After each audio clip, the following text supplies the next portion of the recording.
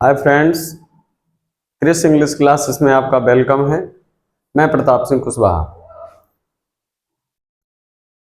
जैसा कि आप जानते हैं कि पैसिव वॉइस एक्टिव से पैसिव वॉइस करना किसी भी क्लासेस के लिए, चाहे जूनियर हाई स्कूल हो, इंटरमीडिएट हो या कोई कंपटीशंस हो, सब में एक्टिव से पैसिव वॉइस करना पूछा जाता है, आवश्यक होता है। तो कैसे इजीली एक्टिव वॉइस से पैसिव वॉइस चेंज किया जाए, उसके लिए मैं एक्टिव से पैसिव करने की सीरीज वाइज वीडियो अपलोड कर रहा हूं, जिसमें आज के टर्न पे आया है पास्ट कंटिन्यूअस टेंस के एक्टिव वॉइसेस को पैसिव वॉइसेस करना। हाय फ्रेंड्स, ज़्यादा कुछ इसमें आपको टेंशन लेने की आवश्यकता नहीं है।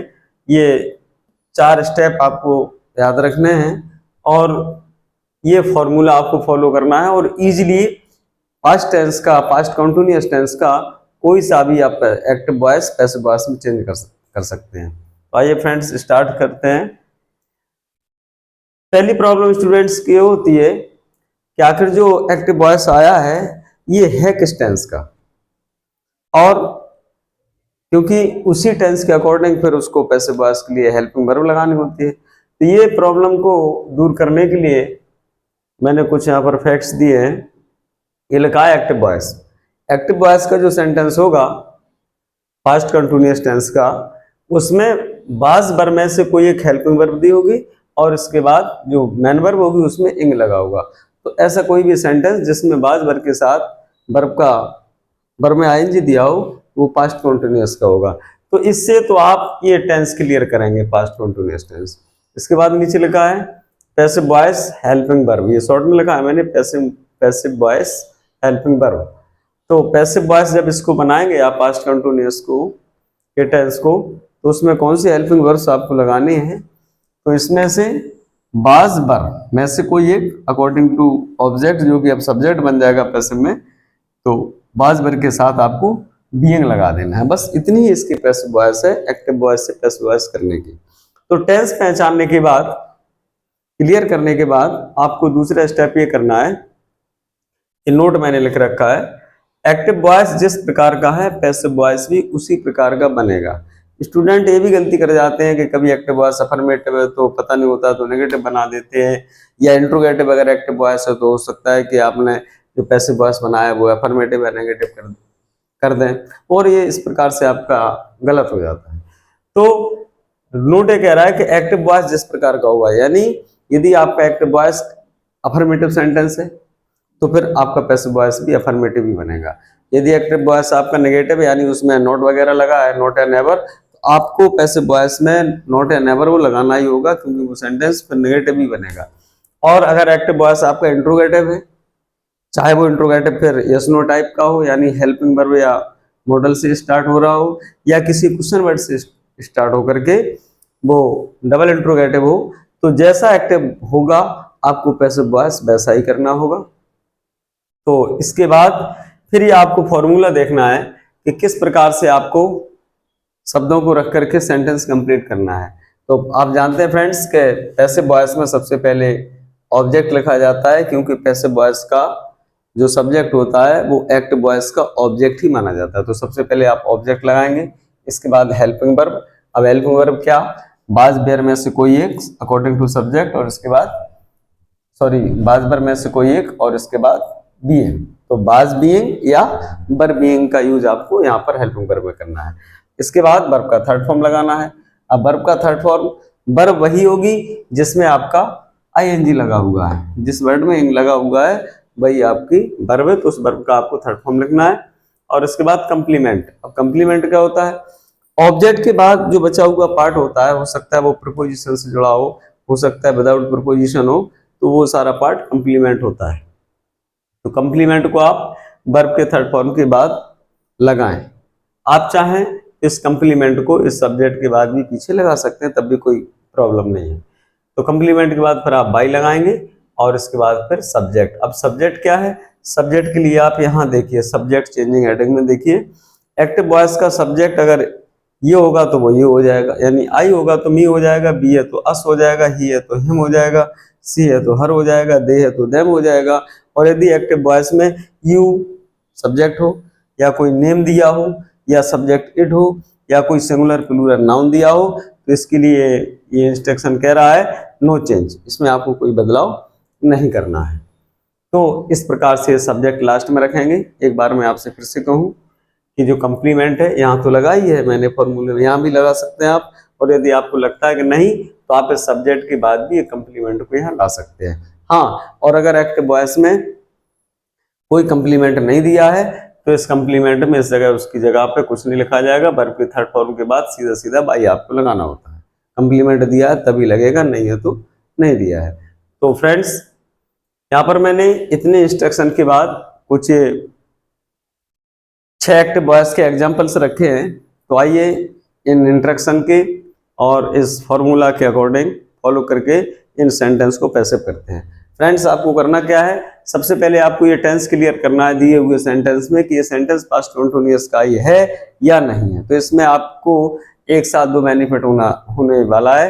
एक तो आप टेंस कंफर्म कर पाएंगे और दूसरा आप इजीली उसको पैसिव वॉइस कर पाएंगे। आइए तो स्टार्ट करते हैं। सेंटेंस नंबर फर्स्ट पढ़ते हैं।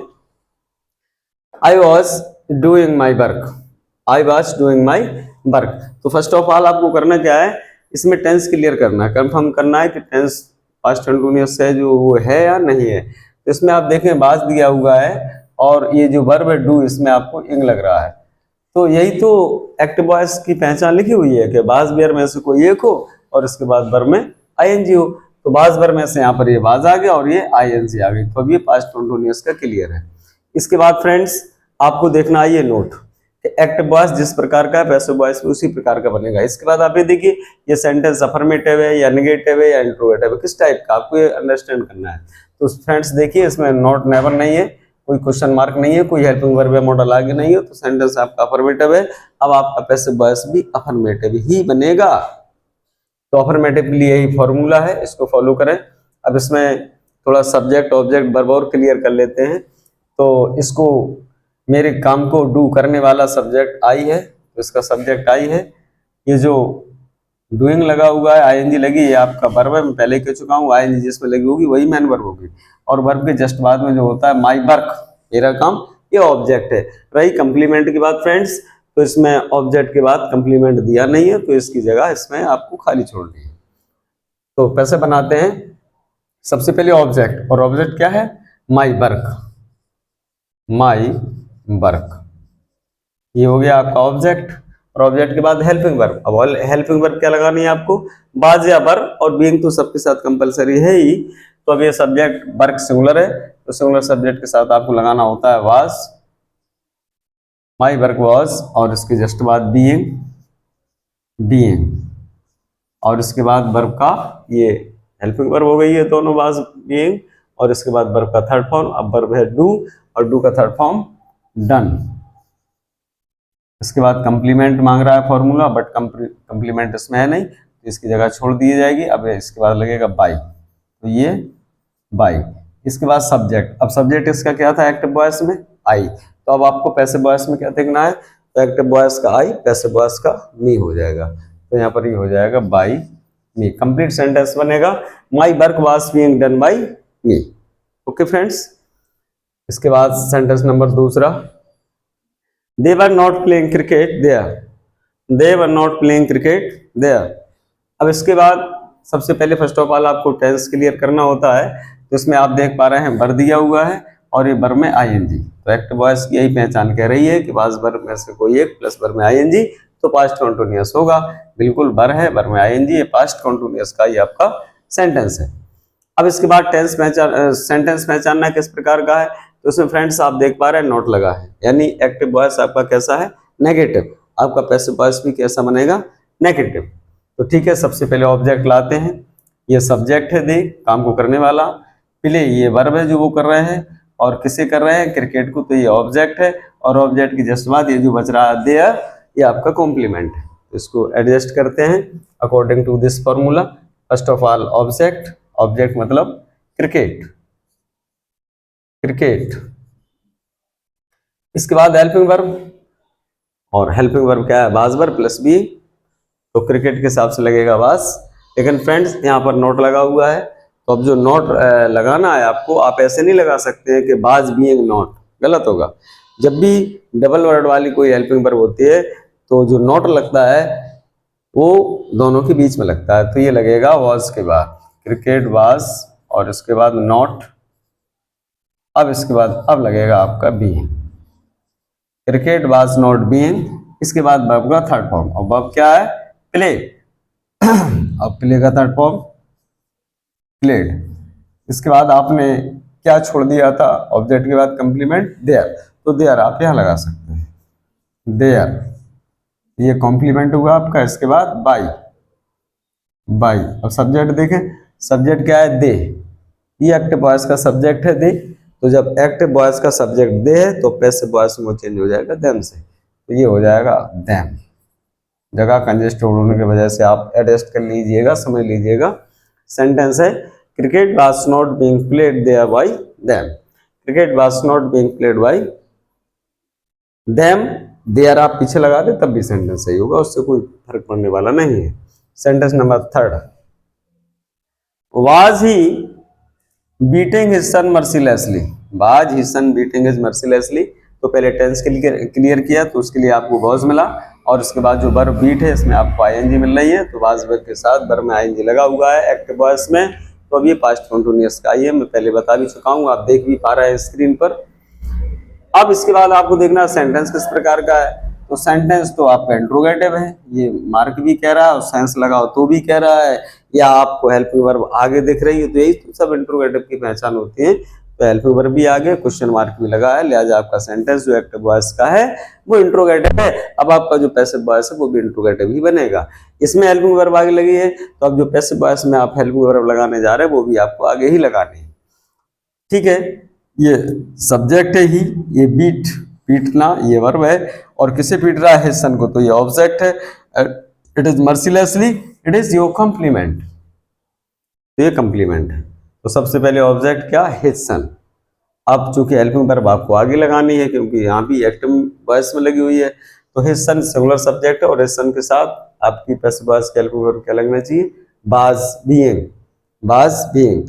तो फ्रेंड्स, जैसा कि नेगेटिव सेंटेंस में जो नोट होता है वो वाज बीइंग के बीच में आता है या वर बीइंग के बीच में आता है, ठीक ऐसे ही जब सेंटेंस वाज या वर में से आपको आगे करना पड़े कोई इंट्रोगेटिव होने के कारण, तो वाज वेयर आगे होने के जस्ट बाद आप बीइंग का प्रयोग नहीं करेंगे, सेंटेंस आपका गलत हो जाएगा। आपको वाज वेयर के जस्ट बाद जो ऑब्जेक्ट था एक्टिव का, जिसको आप सब्जेक्ट बनाने जा रहे हैं, उसको लगाएंगे आप। तो इसका ऑब्जेक्ट हिज सन है, हिज सन के हिसाब से वॉज, और लेकिन वॉज आपको अब लगानी कहाँ है? आगे। Was his son, was his son, तो ये आपकी हेल्पिंग वर्ब जो अभी यहाँ लगती थी अब वो कहाँ पहुंच जाएगी? आगे, और ऑब्जेक्ट आ जाएगा इसकी जगह, ये दो जगह आपकी कवर हो जाएंगी। अब आपको वर्ब का थर्ड फॉर्म, अच्छा, वाज हिज सन और इसका बीइंग और लगा देंगे तो ये हेल्पिंग वर्ब आपकी पूरी हो जाएगी, वाज हिज सन बीइंग। अब वर्ब का थर्ड फॉर्म, वर्ब क्या है? बीट, और बीट का थर्ड फॉर्म बीटन, बीटन। इसके बाद आपने कंप्लीमेंट क्या छोड़ा था? मर्सीलेसली, यहाँ लगा देंगे इसको मर्सीलेसली, और इसके बाद बाई, और इसके बाद अब सब्जेक्ट, और इसका सब्जेक्ट क्या था? ही, तो एक्टिव वॉइस का ही हिम में चेंज हो जाता है, तो यहाँ पर हो जाएगा बाई हिम। ये कंप्लीट सेंटेंस इंट्रोगेटिव मार्क लगाएंगे क्योंकि सेम जैसा एक्टिव वॉइस है वैसा ही पैसिव बनेगा। तो आपका सेंटेंस बना was his son being beaten mercilessly by him, या मर्सीलेसली को आप पीछे कर देते हैं तो सेंटेंस ऐसे बन जाएगा, was his son being beaten by him mercilessly. दोनों ही कंडीशन में सेंटेंस आपका सही है। Sentence number 4, why were you wasting your time in gossips. अब पहचान करेंगे तो इसमें वर्ब मिल जाएगा और इसमें वर्ब में आईएनजी मिल जाएगी। अब आप समझ चुके हैं कि सेंटेंस पास्ट कंटीन्यूअस का ही है। सेंटेंस किस प्रकार का है, ये दूसरी चीज आपको ये देखनी होती है। तो सेंटेंस क्वेश्चन मार्क भी कह रहा है कि हम इंट्रोगेटिव हैं, और ये क्वेश्चन वर्ड आगे लगा हुआ है तो ये भी कह रहा है कि हम इंट्रोगेटिव ही हैं, भैया हमें इंट्रोगेटिव ही बनाइएगा पैसे में भी। तो जो क्वेश्चन वर्ड एक्टिव वॉइस में आगे है सिर्फ हु को छोड़ करके वो ही क्वेश्चन वर्ड आपको पैसिव वॉइस में भी एडजस्ट कर देना है। तो सबसे पहले वाई, वाई अब इतना आप समझ चुके हैं और जानते भी होंगे ऑलरेडी कि इसका सब्जेक्ट होगा you, base to be verb, और योर टाइम ये ऑब्जेक्ट है। अब टाइम सिंगुलर है तो इसके हिसाब से भी वाज लगेगा। तो क्वेश्चन वर्ड के जस्ट बाद बाजा हेल्पिंग वर्ब आती है तो इसमें लग जाएगा वाज, वाई वाज। इसके बाद you object, your time, your time. अब एक हेल्पिंग वर्ब का पार्ट आगे, बीच में आपका सब्जेक्ट या जो ऑब्जेक्ट था एक्ट बॉयस का वही, और इसके बाद बीइंग। तो फिर Y was your time being, ये हेल्पिंग वर्ब हो गई। अब आपका थर्ड फॉर्म, और वेस्ट था, वेस्ट का थर्ड फॉर्म वेस्टेड, वेस्टेड। इसके बाद कंप्लीमेंट क्या छोड़ा था आपने, इन गॉसिप्स, इन गॉसिप्स, गॉसिप्स। और इसके बाद बाई, ये वाई। इसके बाद सब्जेक्ट, अब सब्जेक्ट आपका क्या था, यू, यही है ना सेंटेंस, यू। तो यू एक्टिव वॉइस का यू, नो चेंज, इसमें आपको चेंज नहीं करना है, वाई यू। और यही क्वेश्चन मार्क जो आपका एक्टिव में लगा था। तो सेंटेंस बनेगा आपका why was your time being wasted in gossips by you. Gossips means होता है गपशपबाजी, फालतू की नॉनसेंस बात बैठ करके करना, गपशपबाजी कहते हैं, आप समझते होंगे। तो इस प्रकार से चौथा sentence. Sentence number 5, she was washing her clothes, she was washing her clothes. अब पहचान करें तो इसमें आपको वाज मिल रहा है, इसमें आपको वर्ब में जो वाज बॉस है उसमें आपको इंग मिल रही है। तो अब कन्फर्म है कि सेंटेंस पास्ट कंटिन्यूअस का ही है। इसके बाद नोट देख करके आपने सेंटेंस का टाइप पहचाना, तो ये सेंटेंस अफर्मेटिव है। अब आपका पैसिव वॉइस भी अफर्मेटिव ही बनेगा। सब्जेक्ट है सी, वर्ब है वॉस, और हर क्लॉथ ही आपका ऑब्जेक्ट। तो ऑब्जेक्ट आगे लाते हैं, हर क्लॉथ्स, हर क्लॉथ्स, ये आपका ऑब्जेक्ट हो गया। अब क्या लगानी है, हेल्पिंग वर्ब। अब जो सब्जेक्ट बन गया है इसका पैसिव वॉइस का, वो प्लूरल हो गया है क्लॉथ्स। तो प्लूरल के साथ फिर क्या लगेगा, बाज बर में से बर लगेगा, और इसके जस्ट बाद आपको लगा देनी है बीइंग। तो हर क्लॉथ्स बर बीइंग, और इसके बाद वर्ब का थर्ड फॉर्म, वर्ब थी आपकी वॉश, तो ये हो जाएगा वॉश्ड। क्या इसमें कंप्लीमेंट है हर क्लॉथ्स के बाद, कोई कंप्लीमेंट नहीं है, ये जगह पे आपको कुछ लिखना नहीं है। इसके बाद सीधा सीधा लगेगा बाई। इसके बाद सब्जेक्ट, अब सब्जेक्ट क्या था इसका, सी। तो एक्टिव वॉइस का सी किस में चेंज हो जाएगा, हर में, यहाँ पर हो जाएगा वाई, हर। इसके बाद सेंटेंस नंबर 6 और last, how many toys was the boy buying. अब ये आपका वाज लगा हुआ है, ये बर में आईएनजी लगी हुई है, कंफर्म है सेंटेंस पास्ट कंटिन्यूअस का ही है। और सेंटेंस का टाइप देखा तो सेंटेंस इंट्रोगेटिव है, और किससे इंट्रोगेटिव है, क्वेश्चन वर्ड से।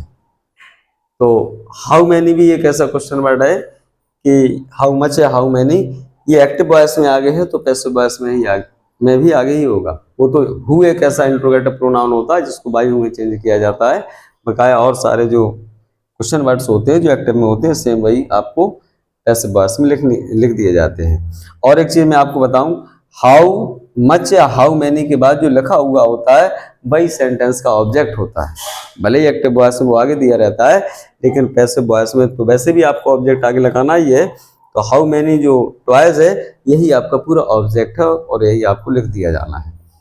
तो हाउ मैनी टॉयज, अब ये टॉयज प्लूरल हो गया है, तो प्लूरल के साथ क्या लगेगा, बर बीइंग।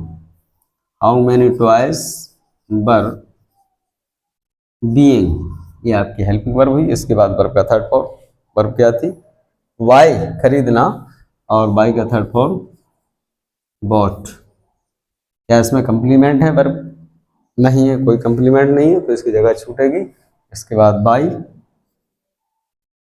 इसके बाद सब्जेक्ट, अब सब्जेक्ट क्या था, द बॉय। द बॉय एक सिंगुलर नाउन है, इसको भी आपको चेंज नहीं करना है, तो बाय द बॉय। तो सेंटेंस बन जाएगा, हाउ, सॉरी इंट्रोगेटिव मार्क आप लगाएंगे, how many toys were being bought by the boy.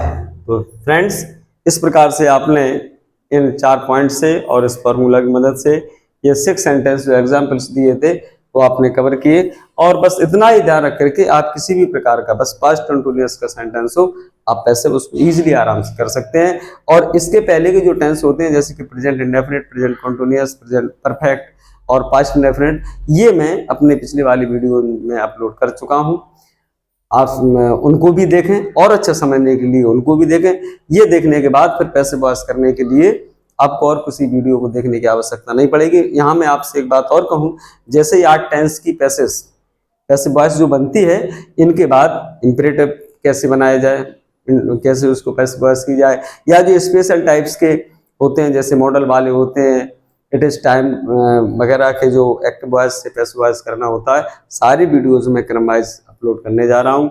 आपकी वॉचिंग देखते रहिए। और यदि आपने मेरा चैनल सब्सक्राइब नहीं किया है और यदि आपको वीडियो अच्छा लगता है तभी सब्सक्राइब करिएगा, अपने फ्रेंड्स को शेयर करिएगा, लाइक करिए, कमेंट करिएगा।